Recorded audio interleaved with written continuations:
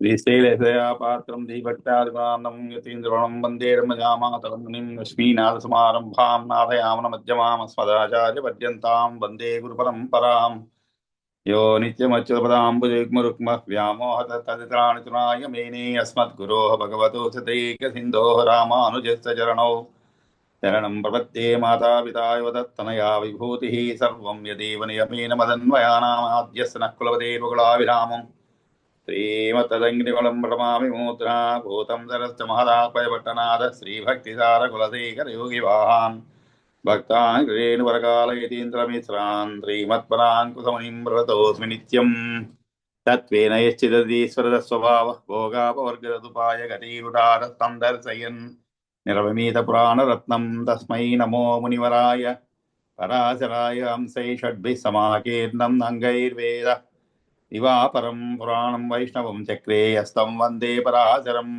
व्यासं वसिष्ठनप्तारं शक्ते पौत्रमकल्मषं पराशरात्मजं वन्दे सुखदातं तपोनिधिं व्यासाय विष्णुरूपाय व्यासरूपाय विष्णवे नमो वै ब्रह्मनिधये वासिष्ठाय नमो नमः पुराणं वैष्णवं चैत सर्वगिल्पिशनाशनं विशिष्टं सर्वशास्त्रेभ्यः पुरुषार्थोपपादने भारते भगवद्गीता धर्मशास्त्रेषु मानवः वेदेषु पौरुषं सूक्तं पुराणेषु च वैष्णवं तत्कर्मयन्न बन्धाय सा विद्याया विमुक्तये आयासाय परं कर्म विद्यान्यादिल्पनैपुणम् श्रीविष्णुचित्तपदपङ्कजसङ्गमाय चेतो मम स्पृहयते किमतः परेण नो चेन्ममापि यदि शेखरभारतीनां भावः कथं भवितुमर्हति वा विधेयः नारायणं नमस्कृत्य नरं चैव नरोत्तमं देवीं सरस्वतीं चैव ततो जयमुदीरये शान्ताकारं भुजगशयनं पद्मनाभं सुरेशं विश्वाकारं गगनसदृशं मेघवर्णं शुभाङ्गं लक्ष्मीकान्तं कमलनयनं योगिहृद्यानगम्यं वन्दे विष्णुं भवभयहरं सर्वलोकैकनाथं शशङ्खचक्रं सकिरीटकुण्डलं सपीतवस्त्रं सरसीरुहेक्षणं सहारवक्षस्थल శోభికౌస్తుభం నమామి విష్ణుం శిరసా చతుర్భుజం. అందరికీ నమస్కారం. మనం శ్రీ విష్ణు పురాణంలో ప్రథమ అంశంలో ఈరోజు 17వ అధ్యాయంలో కొంచెం ప్రారంభించాము. ఒక 20 శ్లోకాల వరకు 7వ తారీఖు. ఆ తర్వాత 8, 9, 10, 11 తారీఖులు మనకి విరామం వల్ల 21 శ్లోకాలు మాత్రం పూర్తి చేసుకొని ఈరోజు 22వ శ్లోకం ప్రారంభించాలన్నమాట. ఈ యొక్క 17వ అధ్యాయంలో ప్రహ్లాదుని యొక్క చరిత్ర, అంటే అంతకుముందు అధ్యాయంలో కూడా మనకి ప్రహ్లాదుడు ఏ విధంగా తన తండ్రి చేత హింసించబడ్డాడు అనేటువంటి విషయాన్ని తెలుసుకున్న తర్వాత పరాశరుణ్ణి అడుగుతాడు మైత్రేయుడు అనమాట. మరి అంతటి విష్ణు భక్తుడు అతనికి ఈ విధమైనటువంటి కష్టములు అందరూ హింసా ప్రవృత్తితో బాధించారు, దాన్ని నాకు వివరించవలసిన అడిగినప్పుడు ఇక్కడ పరాశర ఉవాచ అని చెప్పి మనకి 17వ అధ్యాయంలో ప్రారంభం అవుతుందన్నమాట. ఇక్కడ బుద్ధిమంతుడు మహాత్ముడు మైత్రేయుడికి చెప్తున్నాడు పరాశరుడు ప్రథమ శ్లోకంలో, మొదటి శ్లోకంలో, నిరంతరం కూడా ఉదార చిత్రమైన ప్రహ్లాద వృత్తాంతాన్ని చెబుతున్నాను, చక్కగా సావధానంగా ఆలకించాలని చెప్పి ప్రారంభిస్తాను. ద్వితీయ యొక్క కుమారుడు అయినటువంటి హిరణ్యకశిపుడు అని చెప్పి హిరణ్యకశిపుని గురించి, ఆ తరువాత ఆ హిరణ్యకశిపుడు ఏ విధంగా ఇంద్రలోకాధిపత్యాన్ని చేపట్టాడు, అంతేకాదు అతడు తానే స్వయంగా సూర్యుడయ్యాడు, ఇంద్రత్వం అకరో దైత్య సచ ఆసీ సవితా స్వయం వాయు అగ్నిరపాంనాథ సోమశ్చ అభూత్ మహాసుర అని చెప్పి ఆయన యొక్క పరాక్రమం గురించి చెప్పుకుంటూ వస్తాడనమాట. అటువంటి త్రిగుణాలు పూర్తిగా జయించాడు ఆ గంధర్వులు. కానీ ఇతరులో ఉన్నటువంటి ఒకే ఒక దుర్గుణం, ఎల్లవేళలా కూడా గంధర్వులు అతని కీర్తిని గానం చేస్తూ ఉండగా ఇష్టసుఖాన్ని అనుభవించాడనమాట. అంతేకాదు హాయిగా హిరణ్యకశిపుడు పానం చేస్తున్న వేళలో కూడా సిద్ధులు గంధర్వులు పన్నగులు అతన్ని సేవించేవారనమాట. ఆ విధంగా హాయిగా జీవితాన్ని గడుపుతుండే అన్నమాట. ఆ సమయంలో అక్కడ అతనికి కుమారుడు ప్రహ్లాదుడు అనమాట. ఈ ప్రహ్లాదుడు తస్య పుత్రో మహాభాగ ప్రహ్లాదో నామతః పపాట బాలపాఠ్యాన్ని గురుగేహే గతో అర్భక. కాబట్టి గురువు దగ్గర ఉండి పిల్లవాడు గురుకుల వాసం చేస్తూ, ఎందుకంటే గురుకుల వాసం అంటే ఆ రోజుల్లో ఆల్మోస్ట్ మనకి ఒక హాస్టల్ అనుకోండి. గురుకులవాసం అంటే. కాకపోతే గురువు దగ్గర ఉండి గురువు పాఠాలు నేర్పించేవాడు. ఇప్పుడు హాస్టల్ అంటే మళ్ళీ మీరు క్లాసుకు పోవాలి, వేరుగా గురువులు వేరుగా ఉంటారనమాట. గురుకుల వాసం అంటే అక్కడే ఉండడం, ఆయన దగ్గర ఉండి అన్ని యోగక్షేమాలని ఆయన చూసుకుంటూ ఉంటే, ఆయన శుశ్రూష చేస్తూ, ఆయన సంతృప్తి పరుస్తూ, సంతోషపరుస్తూ, గురుపత్ని కూడా ఏదైనా సహాయ సహకారాలు అందిస్తూ, మొత్తానికి వాళ్ళ ఇంట్లో ఒక కుటుంబ సభ్యుడిగా ఉండి విద్య నేర్చుకోవడం అనమాట. ఆ విధంగా ఉండేది గురుకుల వాసాలు అనమాట. అటువంటి ఇప్పుడు కూడా తెలుగులో గురుకుల అంటే రెసిడెన్షియల్ స్కూల్స్ ఉన్నాయి, వాటి గురుకుల వాసం అంటుంటారు అనమాట. అంటే అక్కడ అన్ని సౌకర్యాలు కల్పిస్తారు, అన్నీ ఉంటాయి అన్నమాట. ఆ విధంగా ఇక్కడ గురుకుల వాసం చేస్తూ వయసు తగినది నేర్చుకున్నాడు అనమాట. ఆయన ఒకరోజు ఉన్నటువంటి స్వగృహాన్ని చేరుకున్నాడు. ఆ ధర్మాత్ముడు గురువు గారితో కలిసి వచ్చాడనమాట. ఆ సమయంలో మరి తండ్రి సన్నివేశం ఎలా ఉందంటే, పానాసక్తస్య పురతః పితుహు దైత్యపదే తదా. పానాసక్తుడు అంటే త్రాగుడు మత్తులో ఉన్న తండ్రి దైత్యపతి దగ్గరికి ఎదురుగా వెళ్ళాడనమాట. ఏకదాతు సధర్మాత్మ జగామ గురునా సహా, గురువుతో అనమాట. అప్పుడు తండ్రి అయిన హిరణ్యకశిపుడు పాదాలకు వంగి నమస్కరించిన మిక్కిరి వచ్చేస్తూ ప్రసాద్ కుమార్ లేవనెత్తి ఆయన అడుగుతాడనమాట, నాయన నువ్వు నిరంతర శ్రద్ధతో చదివిన గురువుచే అభ్యసించబడిన విద్యాల సారంతో నిండిన ఒక సుభాషితం చదువు అన్నాడనమాట. అంటే టెస్ట్ చేసేదానికి ఏం చదువుకున్నాడు అసలు మనవాడు, ఏం ఏడుస్తున్నాడు అక్కడ అని చెప్పి తెలుసుకునే దానికోసం అడిగాడు అనమాట. అప్పుడు తండ్రి సావధాన మనస్కులై విను, నా మనస్సులో దానిని సారభూతమైన దానిని ఆజ్ఞ ప్రకారం నివేదిస్తాను. అంటే నా మనసులో ఉన్నటువంటి దాన్ని, అది కూడా సారభూతమైనటువంటిది అంటే ఏమిటి, మొత్తం సారం అంతే అనమాట. చదువు అంతా సారం అది. ఆ విధంగా అంటే కట్టే కొట్టే తెచ్చేలాగా 3 ముక్కల్లో చెప్పేస్తాను నేను ఏమి నేర్చుకుంటున్నాను, అదే సారవంతం అనమాట, మొత్తం సారమే అది అని చెప్పి ఒక మాట అంటాడు. ఏమని, అనాది మధ్యాంత మజమ వృద్ధి అక్షయం అచ్యుతం ప్రణతోస్మి మహాత్మానం సర్వకారణ కారణం, అన్నిటికీ కారణమైనటువంటి ఆ అచ్యుతునికి నమస్కరిస్తున్నానని చెప్పి ఈ విధంగా చెప్పేటప్పటికి పాపం అంటే ప్రహ్లాదుని నోట నుండి అటువంటి మాటను ఊహించి ఉండడు ఆయన. ఎందుకంటే ఏదో దైత్యుడు, మరి వేరే ఏదో చెప్పాలి కానీ విష్ణుమూర్తి గురించి అందులో పరమ బద్ధ శత్రువు, పుట్టగానే శత్రువు ఆయన. అటువంటిది ఆయన నోటి నుండి, ప్రహ్లాదుని నోటిని మాట రాగానే ఆ దైత్య చక్రవర్తి మండిపడి కోపంతో ఎరుపెక్కిన కన్నులతో బావగారు మీ వీడియో రావట్లేదండి. మీ వీడియో అయ్యో మధ్య పోయినట్లు సరే. కాబట్టి ఆ విధంగా చిగురు వంటి అదనంతో గురువుని వీక్షించి, బ్రహ్మబంధు ఓ దుర్మతి, నన్ను అవమానపరిచి కుర్రవానికి సారం లేని శత్రుస్తోత్రాన్ని నేర్పావేమిటి అని అడుగుతాడు అనమాట. బ్రహ్మబంధో కిం ఏతత్తే విపక్షస్తుతి సంహితం. విపక్షస్తుతి సంహితం అంటే ఏమిటి, విపక్షులు అంటే ఏమిటి, మనకి శత్రువులు అనమాట. వారి స్తోత్రాన్ని నేర్పేవి ఉంటాయి, అది కూడా ఎలాంటిది, అసారం గ్రాహితో బాలో మమ అవజ్ఞాయ దుర్మతే అన్నాడు. ఒక్కసారి ఆ గురువు గారి పైన ఒంటి కాలు పైన లేచాడంటారు కదా, ఆ విధంగా లేచాడనమాట. అప్పుడు గురువు చెప్తాడు, నాయనా దైత్యేశ్వర, నా కోపస్య వశం ఆగంతుం అర్హసి. నువ్వు ఈ విషయంలో నువ్వు నా కోపస్య వశం ఆగంతుం అర్హసి, కోపవశానికి వెళ్ళవద్దు నాయన. కోపవశానికి వెళ్ళటం అంటే ఏమిటి, కోపం నిన్ను పూర్తిగా ఆక్రమించేస్తుందన్నమాట. అంటే అది నీ వశంలో ఉండాల్సింది దాని వశంలో వెళ్ళిపోతున్నావు. అగ్ని ఎప్పుడు మన వశంలో ఉండాలండి, దాని వశంలో వెళ్ళాలనుకోండి విపరీతం అయిపోతుంది. ఎప్పుడు కావాలనో అప్పుడు ఆన్ చేసుకోగలగాలి, ఆఫ్ చేసుకోగలగాలి అగ్ని. అలా మండుతూ ఉంటే దానికి విపరీతమైనటువంటి పరిణామాలు ఉంటాయన్నమాట. అందుకని చెప్తారు ఇంగ్లీష్లో ఎప్పుడు కూడా, fire is a good slave but not a good master అంట. కాబట్టి ఎప్పుడు స్లేవ్గా ఉండాలి అది. ఆ విధంగా ఇక్కడ కూడా కోపం అనేది మన వశంలో ఉండాలి ఎప్పుడు కూడా. ఎప్పుడు రావాలంటే అప్పుడు రావాలంతే, లేదంటే లేదు. అంటే కొన్ని సందర్భాల్లో మనం కొంచెం కోపం ప్రదర్శించే సందర్భాలు ఉంటాయండి, మరీ మెత్తగా ఉండలేం కదండి జీవితాంతం. ఎప్పుడో ఒకప్పుడు ఒక సందర్భంలో కొంచెం కోపాన్ని ప్రదర్శిస్తూ ఉండాలి. లేకుంటే మధ్య మధ్యలో కాస్త నిద్ర లేచి కాస్త బుస్సు అంటూ ఉండాలన్నమాట. అప్పుడు ఎదుటివాడికి కాస్త భయం ఉంటుంది. లేదనుకోండి ఇంకా పూర్తిగా మన సచ్చిన పాము కింద లెక్క పెడతారు. ఆ విధంగా కోపం ప్రదర్శిస్తూ ఉండాలి. ఆ కోపం ఎలా ఉండాలి, ఎప్పుడు కావాలంటే అప్పుడు రావాలన్నమాట. అంతేగాని ఎప్పుడూ కోపంగా ఉండేవాళ్ళు ఉంటారండి కొంతమంది. మీరు ఎప్పుడైనా వాళ్ళతో మాట్లాడాలని ప్రయత్నిస్తే అసలు సుముఖమైనట్టు మొహం కనబడదు అనమాట, నవ్వు ముఖం కనబడదు. ఎప్పుడు ఏదో కోపంగా వాళ్ళ దగ్గరికి పోతేనే కాలిపోతాయేమో అన్నంత కోపంగా ఉంటారనమాట. దూది పింజలా కాలిపోతాయేమో అని. కాబట్టి అది ఎప్పుడు మన వశంలో ఉండాలన్నమాట. ఉంటేనే బాగుంటుంది, అందంగా ఉంటుంది అనమాట. ఎందుకంటే అనర్హుల పైన కోపగించుకోకూడదండి. దేనికి అనర్హులు? కోపానికి అనర్హులు.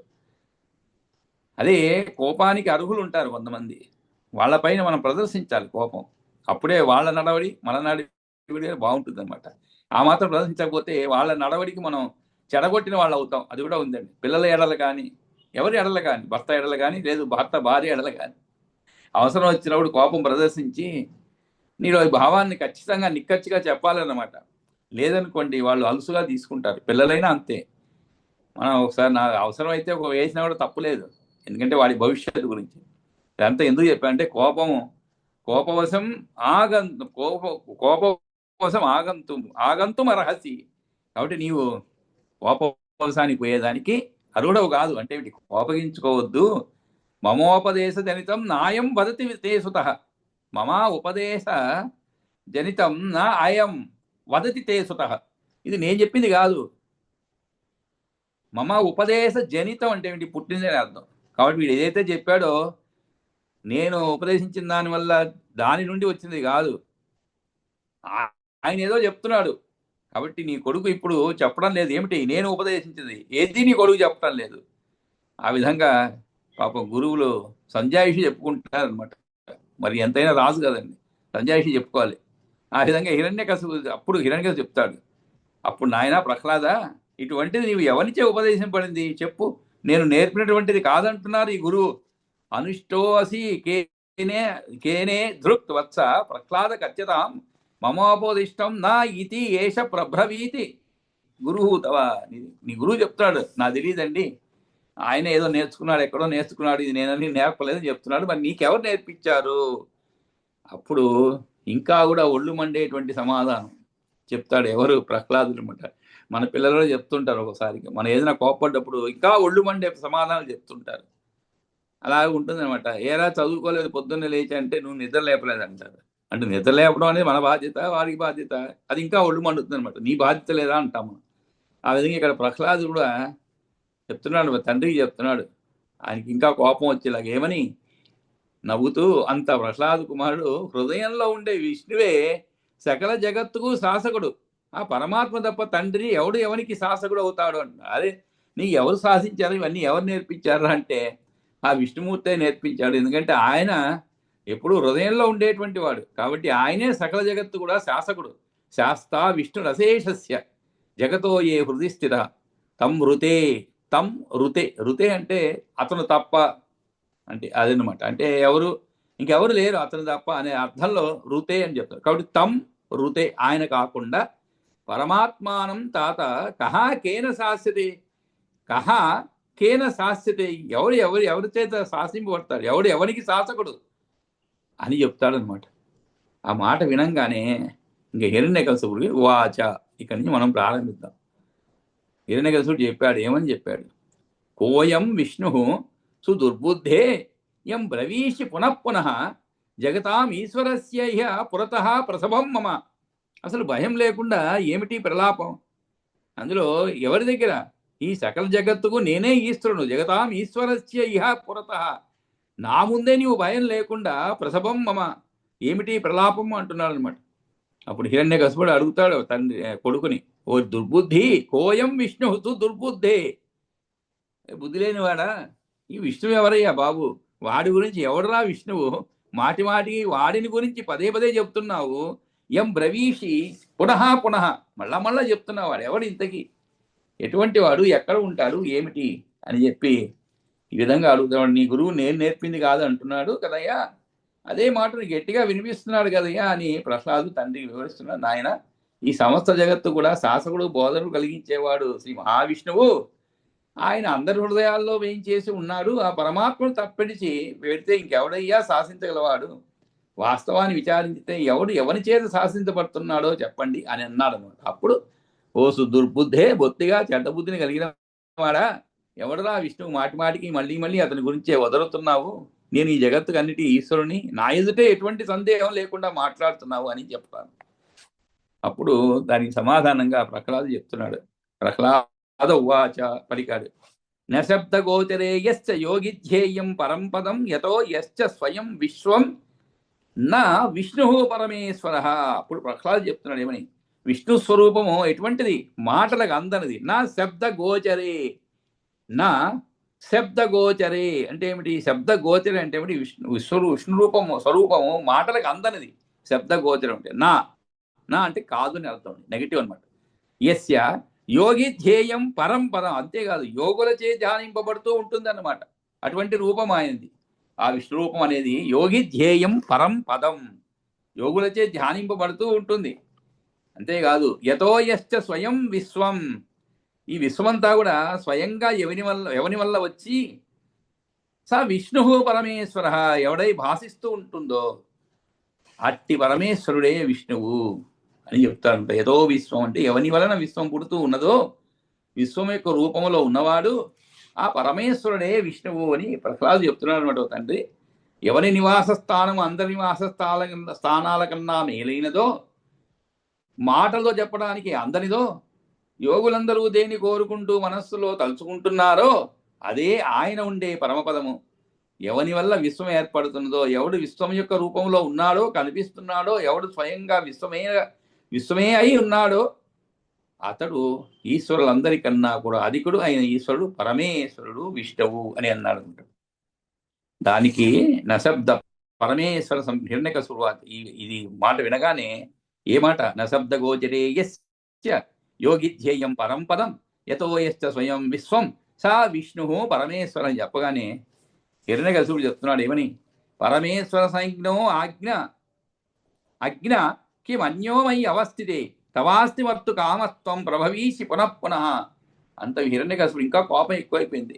ఏమిటి భయం భక్తి లేకుండా తండ్రి ముందు ఇలా మాట్లాడు, తండ్రి ముందు ఎదురు మాట్లాడటమే తప్పు, దానికి మించి ఈ విధంగా తననే ఇన్ఫ్లుయెన్స్ చేసేలాగా అంటే ఏమిటి, తనపైనే అధీనం అంటే ఏమిటి, తాను నేర్చుకున్న విద్యను తన దగ్గర ప్రదర్శిస్తూ వలదన్నా కూడా అదే ఇంకా ఇంకా గట్టిగా పలుకుతున్నాడే అని చెప్పి కోపంతో హిరణ్యకశిపుడు ఉవాచ పరమేశ్వర సంజ్ఞో ఆజ్ఞ కిం అన్యోమయి అవస్థితే. ఓరి అగ్నుడా, సరే అజ్ఞ అండి, ఆజ్ఞ కాదు అజ్ఞ. అజ్ఞ అంటే అగ్నుడా అని అంటే బుద్ధి లేని వాడని అర్థం అండి. ఓరి అగ్నుడా, పరమేశ్వర సంజ్ఞో, పరమేశ్వరు అనేవాడు కిం అన్యోమయి అవస్థితే, మయి అవస్థితే. మయి అంటే ఏమిటి, నేను. మయి అవస్థితి అంటే ఏమిటి, నేను ఉండంగా ఇంకా పరమేశ్వరుడు గిరిమేశ్వరుడు అంటున్నావు ఏంట్రా, ఎవరు వాడు. కాబట్టి ఓరి అగ్నుడా, పరమేశ్వరుడు అనేవాడు నేను ఉండగా నీకు వేరే ఒకడు ఉన్నాడా, కిం అన్యోమయి అవస్థితే తవాస్తి మర్తు కామత్వం, నీవు చావు మర్తు కామత్వం, మర్తు కామస్త్వం అవుతుంది. మర్తు కామత్వం అంటే ఏమిటి, మర్తు అంటే చనిపోవడానికే అర్థం, కామ అంటే కోరిక, త్వం అంటే ఏమిటి, నీవు అంటే నీవు చావు కావాలని కోరుకుంటున్నావు. తవ అస్తి మర్తు కామస్త్వం, అందువలనే ప్రబ్రవీషి పునఃపునః, అందువల్లనే మాటి మాటికి ఇలా పేరుతున్నావు అనమాట. అంటే ఏమిటి, నీకు మరణించాలనేటువంటిది రాసి ఉంది అనమాట. కాబట్టి అజ్ఞాని, తెలియనివాడా, నేనే ఇంద్రాదుల కన్నా అధికుడైన ముల్లోకాలను ఏలుతూ పరమేశ్వరుని సైన్యం గలవాడనై ఉంటుండగా నాకన్నా వేరుగా పరమేశ్వరుడు ఎవడు ఉన్నాడురా, నీకు ఉన్నదా పరమేశ్వరుని పేరు, నీవు తావదలుచుకుంటున్నావు.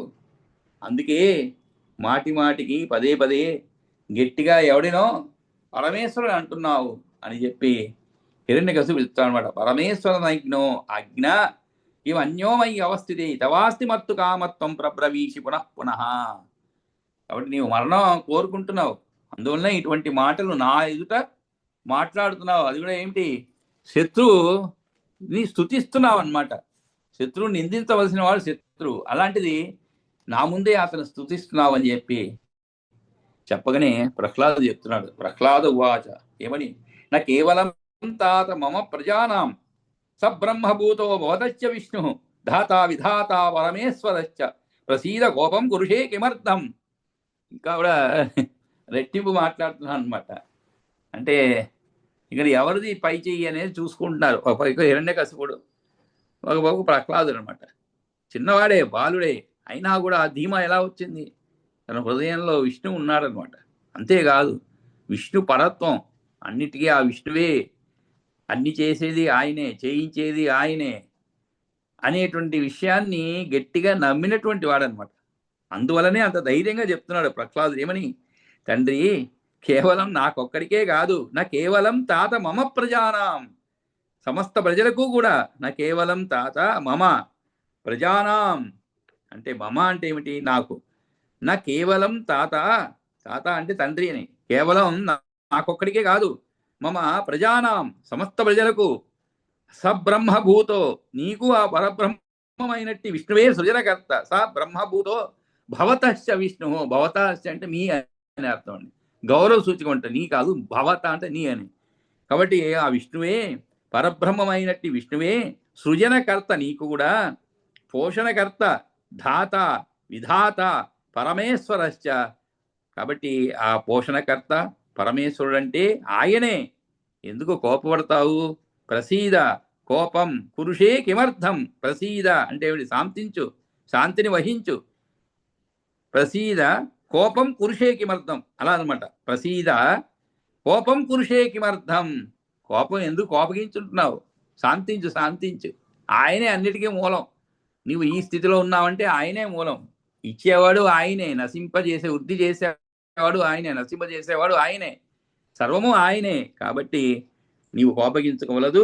నా కేవలం తాత మమ ప్రజా, నా కేవలం తాత మమ, అలా చదువుకోండి. అంటే చదివేటప్పుడు మనకి లేకుంటే ఏమవుతుందంటే, నా కేవలం తాత మమ ప్రజానాం, చూడండి ఎంత తమాషాగా ఉంటుందో, మమ నా కేవలం తాత మమ ప్రజానాం అంటే ఏమిటి, నా ప్రజలుగాని అర్థం వస్తుంది. అట్లా కాకుండా నా కేవలం తాత మమ ప్రజానాం అలా అనమాట. అంటే నాకే కాదు, ప్రజలకు కూడా, సమస్త ప్రజలకు, ధాత విధాత పరమేశ్వరశ్చ చెప్పి, ప్రసీద అంటే శాంతించు, కోపం కురుషే కిమర్థం, కోపం ఎందుకు, కోపం కురుషే కిమర్థం అంటే ఎందులకు. కాబట్టి తండ్రి ఆ విష్ణువు నా ఒక్కడికే కాదు, ఈ ప్రజలందరికీ, నీకు కూడా పరమేశ్వరుడు, ఆయన బ్రహ్మభూతుడు, ఆత్మై ఉన్నవాడు, ఆయన ధాత విధాత పరమేశ్వరుడు, అతడే విష్ణువు.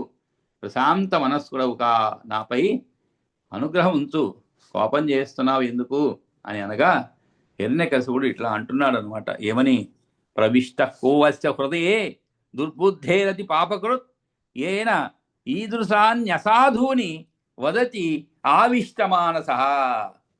ప్రవిష్ట కో అస్య హృదయే, అస్య హృదయ అంటే నీ దుష్టబుద్ధి యొక్క హృదయంలో, దుర్బుద్ధేహే అతి పాపకృత్, దుర్బుద్ధేహే అంటే ఈ దుష్టబుద్ధి యొక్క హృదయంలో, హృదయే కో అస్య ప్రవిష్ట, మహాఘోర పాపాలు చేసేటువంటి దుర్బుద్ధేహే అతి పాపకృత్, మహాఘోర కృత్ అంటే చేసేటువంటి వాడు, మహాఘోర పాపాలు చేసే దురాత్ముడు ఎవడో దూరి ఉంటాడు. ప్రవిష్ట కో అస్య హృదయే దుర్బుద్ధేహే అతి పాపకృత్ అంటే ఈ దుష్టబుద్ధి గలవాడు అనేది వీనికి సంబంధించి ప్రహ్లాదు గురించి చెప్తున్నాడు. ఈ దుష్టబుద్ధి యొక్క హృదయంలో, హృదయే మహాఘోర పాపాలు చేసేటువంటి అతి పాపకృత్, మహా పాపాలు చేసేటువంటి దురాత్ముడు ఎవరో దూరి ఉంటాడు.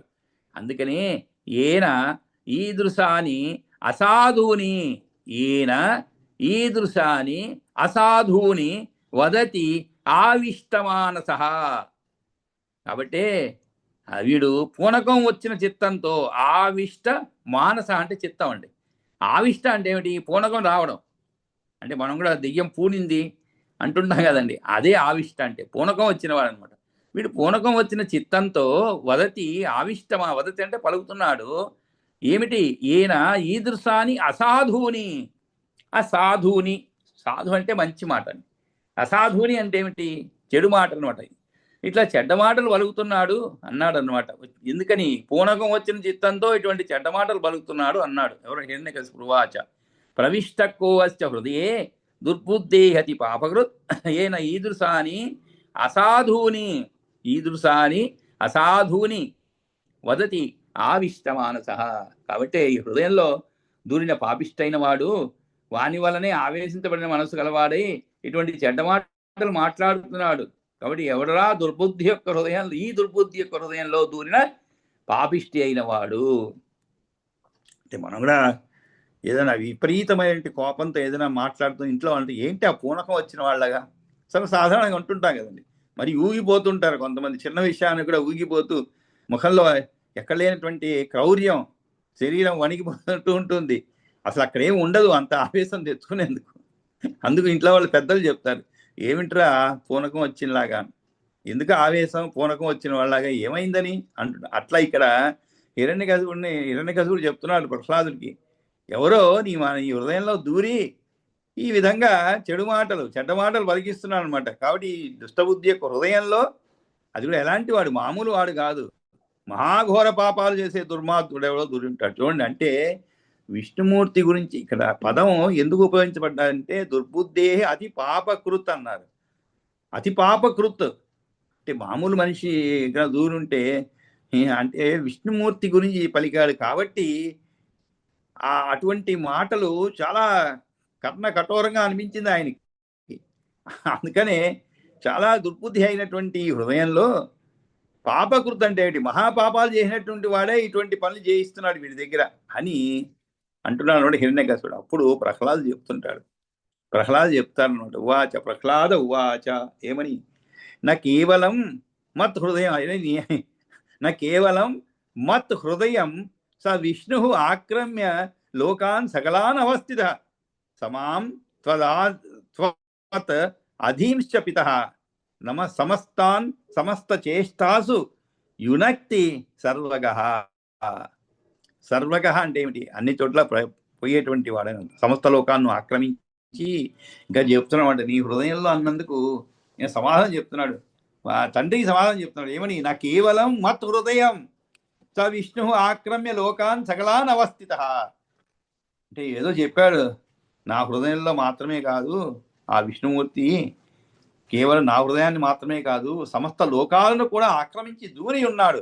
ఆక్రమ్య లోకాన్ సకలాన్ అవస్థిత అంటే ఉన్నాడు అని. సమస్త లోకాలను ఆక్రమించి దూరి ఉన్నాడు.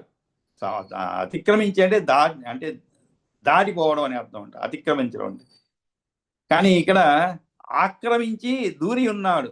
సమాం త్వదాదీంశ్చ పితః, అంతేకాదు తండ్రి అతడు నన్ను, త్వన్ ఆదీంశ్చ అందరినీ, పితః సమస్త విషయాలను అంతటా ప్రవేశించిన వాడై సకల కార్యములను ప్రవర్తింపజేస్తున్నాడు. సమస్త చేష్టాసు యునక్తి సర్వగః. కాబట్టి అతనే అన్ని విషయాలు కూడా సకల కార్యములందును కూడా ప్రవర్తింపజేస్తున్నాడు అని చెప్పి, సమాం త్వత్ ఆదీంచ ఇలా చదవాలి. స మాం అంటే నన్ను, త్వద్ అంటే నిన్ను, ఆదించ అంటే ఏమిటి, మున్నగు అని అర్థం. అంటే నన్ను నిన్ను అందరినీ సమస్త విషయాలను కూడా సమస్త చేష్టాసు అంతట ప్రవేశించిన వాడే అని. ఈ మాట వినగానే మళ్ళీ హిరణ్యకశిపుడు అంటే ఆక్రమ్య అంటే అధిష్ఠించి ఉన్నాడు అని అంటున్నారు. యునక్తి అంటే ప్రవర్తించున్నట్లు చేస్తాడు. యునక్తి అంటే ప్రవర్తించున్నట్లు చేస్తాడు, ప్రవర్తింపజేస్తున్నాడు యునక్తి అని. కాబట్టి ఆక్రమ్య అధిష్ఠించి ఉన్నాడు అనమాట. యునక్తి అంటే ప్రవర్తన. కాబట్టి అందరికీ ఆత్మ అయిన వాడు వారి వారి హృదయాల్లో ప్రవేశించి వారి వారి పుణ్యములు పాపములు తగినట్లు పనులు చేసేట్లు నడిపించుతాడు. అతడు శాస్త్ర అంతరాత్మ అని వేదం తెలుపుతున్నాడు. కాబట్టి విష్ణు నా హృదయంలోనే చేరి ఉండటం లేదు, 3 లోకాల్లోని వారిని ఇన్ని ఆక్రమించి భద్రంగా వారి గుండెల్లో ఉన్నాడు. ఆయన నన్ను నిన్ను అందరినీ కూడా వారు ఆచరించవలసిన కర్మల యందు జతకూరుస్తాడనమాట. కర్మల యందు జతకూర్చడం అంటే ఏమిటి, ఈ పని నువ్వు చేయాలి అని రాసిందనుకో, ఆ పనికి నిన్ను జతకూర్చడం అనమాట. మనం కూడా అంటుంటాం, ఏమైనా ఈ పని మీరు చేయాల్సి ఉందండి, అందుకే సమయానికి వచ్చారు. మనమే అంటుంటాం కదా అనేక సందర్భాల్లో. ఎవరైనా మనం ఊహించకుండా మనం ఏదో పని పెట్టుకున్నప్పుడు మనకు వచ్చి సహాయం చేస్తుంటారు అనమాట. ఊహించకుండా వస్తారు, ముందు చెప్పి లేదు మీరు పిలిచి కాదు. అప్పుడు మనం అంటుంటాం, ఈ పని మీ వల్ల అవ్వాల్సి ఉందండి, మీరు చేయవలసిందిగా రాసి పెట్టుంది అంటుంటాం. అంటే వాళ్ళు కాస్త గర్వంగా ఫీల్ అవుతారనమాట. ఆ విధంగా మనం కూడా వాళ్ళని ఆనందపరిచినటువంటి సంతోషం మనకి మిగులుతుంది. ఎప్పుడు కూడా ఎదుటివాడిని ఆనందింపజేస్తే ఆ ఆనందం మనకు కూడా ఉంటుంది కదండి. ఎప్పుడు సెంటు మన చేతిలో ఉంటే ఇతరుల పైన జల్లితే మనకి కాస్త వస్తుంది కదండి చేతికి. జల్లించుకున్నవాడు హాయిగానే ఉంటాడు, చక్కగా ఆనందిస్తాడు సువాసన. మనం చల్లినందుకు మన పైన ప్రత్యేకంగా వేసుకోకపోయినా కాస్త కూస్తో మనకు కూడా అంటుకుంటుంది ఆ సువాసన. అలాగా ఎదుటివాడిని సంతోషపరచాలనే ప్రయత్నంలో మనం కాస్త కూస్తో సంతోషపడతామన్నమాట. కాబట్టి ఆ విధంగా ఇక్కడ నన్ను నిన్ను అందరినీ అంతేకాదు జతకూరుస్తాడు. ఆ కర్మలయందు ఆచరించవలసిన కర్మలయందు జతకూరుస్తాడు అనమాట. అవి ఎటువంటిదైనా కావచ్చు. అంతేకాదు ఆయన అన్ని చోట్ల కూడా అందరిలోనూ ప్రవేశించి ఉన్నాడు. సర్వగుడు చూడగలిగిన వారికి అందరి హృదయాల్లో అన్ని ప్రదేశాలను కనిపించుతాడనమాట. చూడగలిగినటువంటి వారికి కనిపిస్తూ ఉంటాడు. కానీ అటువంటి ధ్యాసే లేని వాళ్ళకి ఎవరు కనిపించరు కదండి. మనకు కూడా ఒక ధ్యాస ఉండి, ఉదాహరణకి ఎక్కడో పోతున్నాము, మనం ఎవరి కోసం వెతుకుతున్నాం అనుకోండి ఉదాహరణకి, ఆ వెతికేటువంటి వ్యక్తి కనబడతాడు. ఎంత గుంపులో ఉన్నా కూడా మనం వెతుకుతున్నాం కాబట్టి కనబడతాడు మనకి. అలా లేదు, ఏదో మనం పోతున్నాం అనుకోండి, ప్రత్యేకంగా ఆ వ్యక్తి మిమ్మల్ని చూసి గుర్తుపట్టి పలకరిస్తే తప్ప మీరు గుర్తుపట్టలేరు కదా, మీరు పలకరించలేరు కదా, అయితే గుర్తుపట్టలేదు కాబట్టి, చూడలేదు కాబట్టి గుర్తుపట్టలేదు. ఆ విధంగా విష్ణువు కూడా అందరి హృదయాల్లో ఉంటాడు. కానీ చూడగలిగిన వారికి అన్ని ప్రదేశాల్లోనూ కనిపించుతాడు అనమాట. అందరి హృదయాల్లో అన్ని ప్రదేశాల్లోనూ కనిపించండి. చక్కటి ఉదాహరణ చెప్పారు చూడండి ప్రహ్లాదుడు. అందరి హృదయాలు, అది మనం అనేక సందర్భాల్లో తెలుసుకునే విషయమే. కానీ బాలుడు, చిన్న పిల్లవాడికి అంతటి తత్వం, అంతటి జ్ఞానం కలిగిందనమాట అని వివరిస్తే, హిరణ్యకశిపుడు కోపంతో రెచ్చిపోతూ ఏమన్నాడు? హిరణ్యకశిపుడు వాచ నిష్క్రామ్యతాం అయం దుష్ట శాస్యతాం చ గురోర్గృహే యోజితో దుర్మతి కేన విపక్ష వితత స్తుతౌ. విపక్ష వితత స్తుతౌ. ఇక్కడ వితథ అంటే అనృతం, అంటే అబద్ధం అని అర్థం. చెప్తున్నారు ఏమని? నిష్క్రామ్యతామయం. నిష్క్రామ్యతం అంటే ఏమిటి? ఎదుటి నుండి తొలగించండి, అంటే బయటికి తీసుకు లాక్కెళ్ళిపోండి. హిరణ్యకశిపుడు కోపంతో చెప్తున్నాడు, ఈ దుష్ట అంటే దుష్టుడు, ఈ దుష్టుని నా ఎదుటి నుండి తొలగించండి. శాస్యతాంచ గురోర్గృహే, గురువు సన్నిధిలో వీడిని శిక్షించండి. గురో గృహే శాస్యతాం. శాస్యతాం అంటే ఏమిటి? శిక్షించండి. యోజితో దుర్మతి, ఎవడు నేర్పాడో కదా, కేన విపక్ష వితతస్తుతౌ, ఈ దుష్టబుద్ధికి శత్రువిషేకమైనటువంటి స్తోత్రాన్ని అని ఆజ్ఞాపించారనమాట. కాబట్టి నిష్క్రామితామయం అంటే కోపంతో ఈ దుష్టుని ఎదుటి నుండి తీసుకెళ్ళిపోమంటున్నాడు. తొలగించండి, తీసుకెళ్ళడం కాదండి, తొలగించండి. గురువు సన్నిధిలో వీటిని శిక్షించండి. ఎవడు నేర్పాడో కదా ఈ దుష్టబుద్ధికి శత్రు విషయమైన స్తోత్రాన్ని అని చెప్పి కోపంతో పలకటం జరుగుతుందన్నమాట. గురువు గారి ఇంటి వద్ద ఉంచి కఠినంగా దండించండి. చూడండి, అది కూడా గురోహ గృహే అంటే గురువు గృహంలో ఉంచి కఠినంగా దండించండి. ఈ దుర్మతి ఎవడి చేతనో నాకు విపక్షమైన వాడిని పొగడ్డంలో వ్యర్థంగా జతకూర్చబడినాడు అని చెప్పి, ఆ తర్వాత ఇప్పుడు పరాశరుడు చెప్తున్నాడు ఏమని? ఇత్యుక్తో వసౌ తదా దైత్యేర్నీతో గురుగృహం పునః. ఇత్యుక్తో అసౌ తదా, ఈ విధంగా దైత్యేశ్వరుడు నియోగించగా, ఇతి ఉక్తౌ అసౌ తదా దైత్యై నీతో అంటే తీసుకుని వెళ్ళబడ్డాడని అర్థం. దైత్యై అంటే రాక్షసుల చేత, అంటే ఇక్కడ గురుగృహం ఎక్కడికి తీసుకెళ్ళబడ్డాడు? గురుకుల వాసానికి గురుగృహం పునః. మరలా అయిపోయింది అనమాట, టెస్ట్లో ఫెయిల్ అయిపోయాడు కాబట్టి మళ్ళా ఇంప్రూవ్మెంట్కి తీసుకొని పోయి గురువు దగ్గర పెట్టారనమాట. ఇంప్రూవ్మెంట్, ఈ రోజులో ఇంప్రూవ్మెంట్ ఉంటుంది కండి పరీక్షల్లో. అనుకున్న స్థాయి అంటే అనుకున్న స్థాయిలో మార్కులు రాదే అనుకోండి, ఇంప్రూవ్మెంట్ కోసం రాసుకోవచ్చు, అవకాశం ఉంటుంది అనమాట. ఇంకా ఒక అవకాశం ఏంటంటే దాంట్లో ఇంకా ఒక చక్కటి అవకాశం ఏంటంటే, ఆ ఇంప్రూవ్మెంట్లో మీకు తక్కువ మార్కులు వస్తే ముందుకు పెట్టుకోవచ్చు. ఎక్కువ మార్కులు వచ్చింది అనుకోండి, దాన్ని వదిలి ఇది పెట్టుకోవచ్చు. అంత సౌకర్యం, అంత సౌలభ్యం అన్నమాట ఇంప్రూవ్మెంట్లో. ఇవన్నీ కొత్తగా ఎలాగైనా పిల్లవాడి భవిష్యత్తు, మంచి ఉద్దేశమే, ఏదో కారణాల వల్ల పాపం సరిగా రాయలేకపోతుండొచ్చు, పరీక్షగా ఆనందించవచ్చు, ఆ సమయంలో అనారోగ్యం పాలై ఉండొచ్చు, లేదా ఇంట్లో ఏదైనా అనుకోని సంఘటనలు జరిగి మనసంతా కలుషితమైపోయి మనసు కలవర పెట్టబడి ఆ విధంగా జరిగి ఉండదు. కాబట్టి ఒక అవకాశం అనమాట, ఇంప్రూవ్మెంట్ అనేది పెట్టారు. పాత రోజుల్లో లేవు, నేను చదువుకున్న ఇంప్రూవ్మెంట్లు అంతా ఉండేది కాదు. మార్కులు తక్కువ వస్తే ఏదో ఒక అప్లై చేసుకుంటే కొంత ఫీజు కట్టి వాడు సరిగానే ఉన్నాయని పంపుతాడు. ఆ దాఖలాలు ఎక్కడా లేదు పూర్వకాలంలో. ఎందుకంటే ఈ రోజుల్లో ఉన్నంత పారదర్శకత లేదండి. ట్రాన్స్పరెన్సీ అంటాం ఈ రోజుల్లో. ట్రాన్స్పరెన్సీ అంటే పారదర్శకత ఎలాగంటే, ఒకవేళ మీరు ఎవడైనా బాధింపబడ్డాడు అని అనుకుంటే మీరు మొత్తం మూలాలకే వెళ్ళొచ్చు అనమాట. అటువంటి అవకాశాలు కల్పిస్తాయి అన్ని చోట్ల కూడా. మీకు సంతృప్తి చెందలేదు అనుకోండి, ఇది కాదు నాకు ఇంకా ఎక్కువ రావాలనుకుంటే అప్లై చేసుకోవచ్చు. శుభ్రంగా ఆన్సర్ షీట్లో పంపిస్తారు కాపీ మీకు. ఎవడైతే వాల్యూ చేస్తున్నాడో వాడి ఆన్సర్ షీట్ ఎవరికి కావాలో వాళ్ళకి ఆన్సర్ షీట్ పంపుతారు. అందరిది కాదు, వాడిది మాత్రం అనమాట. ఎందుకు చెప్తున్నా అంటే ఇక్కడ ఇంప్రూవ్మెంట్ కోసం మళ్ళా ప్రహ్లాదుని గురుకుల వాసానికి చేర్చాడనమాట. గురుగృహం పునః జగ్రాహ విద్యాం అనిశం గురు శుశ్రూషణోద్యుత గురు శుశ్రూషణ ఉద్యత. అతడు నిరంతరం కూడా గురువు చెప్పిన మాట వింటూ ఆయన్ను సేవిస్తూ విద్య నేర్చాడు. జగ్రాహ విద్యాం, జగ్రాహ అంటే గ్రహించడం అనండి, నేర్చుకోవడం. జగ్రాహ విద్యాం అనిశం అంటే ఎల్లప్పుడూ అని అర్థం, నిరంతరం అని అర్థం. అనిశం అంటే నిరంతరము. గురు శుశ్రూషణ ఉద్యత, అది కూడా ఎలాగా ఆయన్ని సేవిస్తూ విద్య నేర్చాడు అనమాట. గురువును సేవిస్తూ విద్య నేర్చడం అంటే దీంట్లో అర్థం ఏంటి, రెండుగా అర్థం చేసుకోవాలి.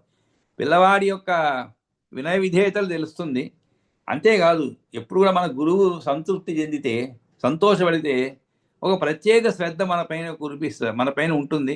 ప్రత్యేకంగా మనల్ని గమనిస్తాడు. గమనించడం అంటే కాపీలు అందజేయడం కాదండి, అది ఈ రోజులో చేసే పని. నీకు ఎవరన్నా నచ్చినటువంటి స్టూడెంట్ ఉంటే వాడి కాపీలు కూడా అందిస్తారు, పరీక్షలో బోర్డు పైన రాస్తారు కాబట్టి క్లాసులు. అటువంటిది కాదు, తన విద్యను ఇంకా బాగా అతనికి ఇంకా ఎక్కువ శ్రద్ధతో, కొంత నేర్చుకోలేని వాళ్ళు ఉంటారు కొంతమంది, వాళ్ళని అంత పెద్ద శ్రద్ధ పెట్టకుండా పక్కకి దోసేసి వీడు బాగా శ్రద్ధ పెడుతున్నాడు, చాలా చురుగ్గా ఉన్నాడు, నా యొక్క కీర్తి ప్రతిష్టల్ని నిలబెట్టేవాడని చెప్పి ఆ విధంగా ప్రత్యేక శ్రద్ధ అన్నమాట. అది ఎప్పుడు వస్తుంది? గురువుని సేవించినప్పుడు వస్తుంది. గురువు ఎడల గౌరవం ఉన్నప్పుడు నేర్పిస్తాడు. లేకుంటే అందరితో పాటు నువ్వు ఒకడు. 40 మంది క్లాసులో ఉంటే అందరినీ సమానంగా ప్రేమించదు టీచరు అనుకోవచ్చు మనం. విద్యార్థులలో కూడా కాస్తో కూస్తో ఆ భేదం ఉంటుందన్నమాట. ఎందుకంటే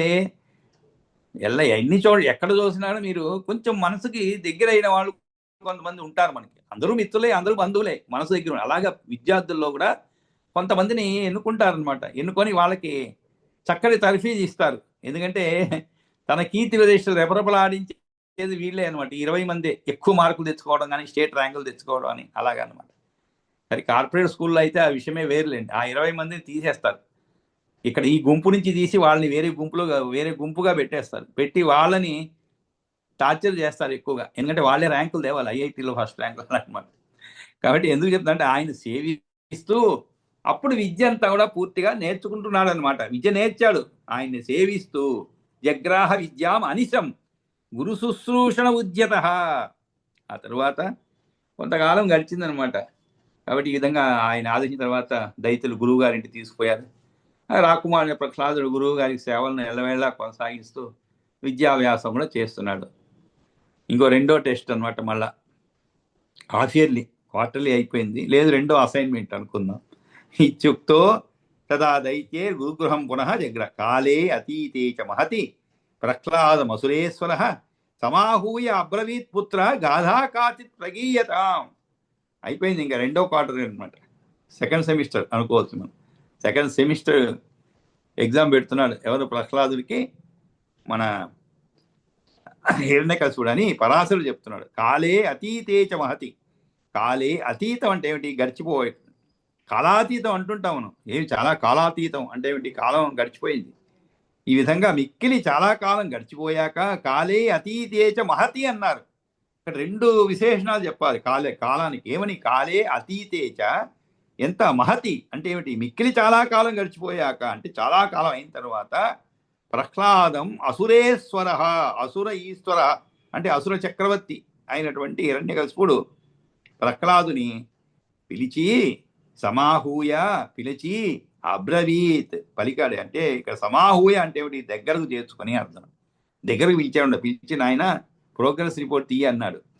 ఆ విధంగా నాయన కుమార ఏదైనా ఒక విషయం వినిపించు. పుత్ర గాథ కాచిత్ ప్రగీయతాం. కాచిత్ గాథ అంటే ఇక్కడ గద్యము పద్యము మొదలుగా